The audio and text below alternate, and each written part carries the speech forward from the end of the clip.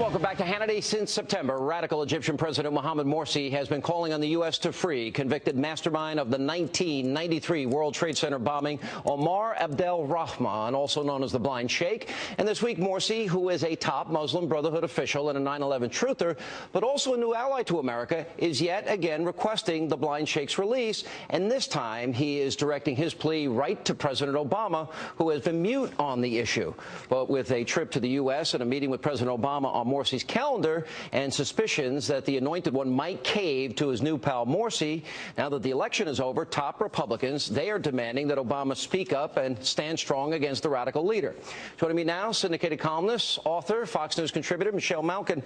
He's got blood on his hands, Michelle. He's a murderer. He's a terrorist. He's a killer.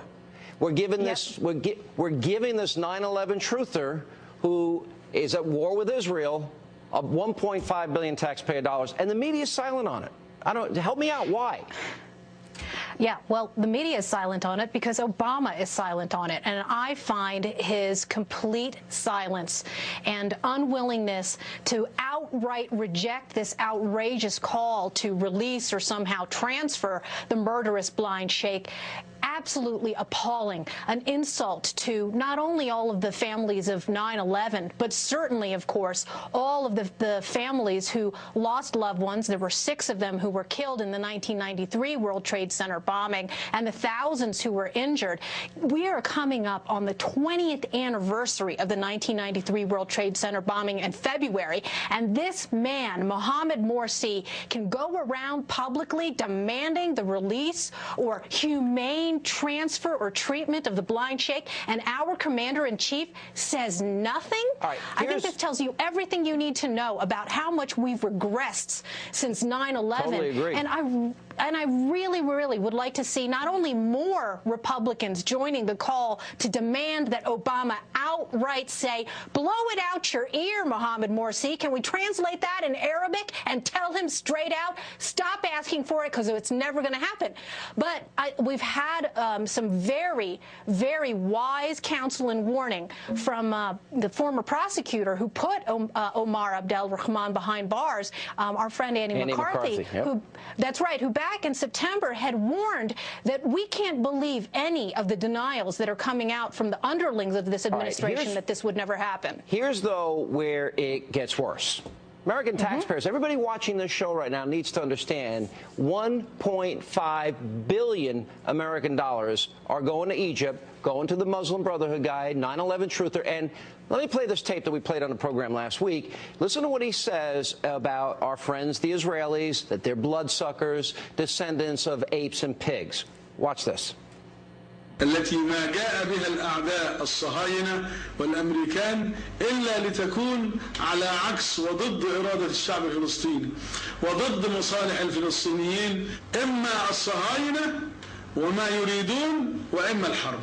هذا ما يعرفه هؤلاء المحتلين لأرض فلسطين، المعتدين على الفلسطينيين، هؤلاء مصاصي الدماء، مشعلي الحروب، أحفاد القردة والخنازير. مقاومة في فلسطين، مقاومة فلسطين في داخل أرض فلسطين عسكرية ضد هؤلاء الصهاينة المجرمين الذين يعتدون على أرض فلسطين وعلى الفلسطينيين.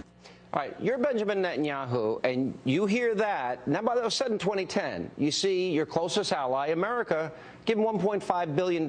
And then add a little, cream and a cherry on top. Then you've got Obama appointing Hagel and Brennan. What is your reaction if you're the Prime Minister of Israel? Well, I'm sure that Benjamin Netanyahu's jaw has dropped to the floor so many times that it's black and blue there. And it's not just Israel that should be worried, of course. It's every American here at home who worries about national security. It's about every American family that has a relative who's a soldier trying to fight jihad overseas while we're subsidizing the terror coddlers. And, by the way, might I add, rolling out the welcome welcome mat, not only for Morsi, but so many of these Muslim Brotherhood and other terror front groups who are getting in the front door. I've reported on Hisham al-Tlaib, who has Muslim Brotherhood ties, who came into the White House, and there are dozens, there are scores of them who've been allowed, including a Gama Islamia official.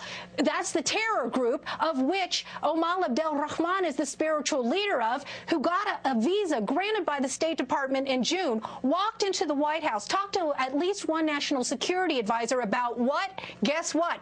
The possible release of Omar Abdel Rahman.